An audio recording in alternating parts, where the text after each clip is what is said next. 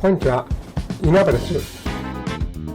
マイクロソフト認定教育イノベーター稲葉道義によるオンラインセミナー2月23日10時よりです。今回はフォローアップサロンの先生にセミナーを開催していただけます。楽しみです。こんにちは、稲葉です。マイクロソフト認定教育イノベーター稲葉道義によるオンラインセミナー2月23日10時よりです。今回はフォローアップサロンの先生にセミナーを開催していただけます。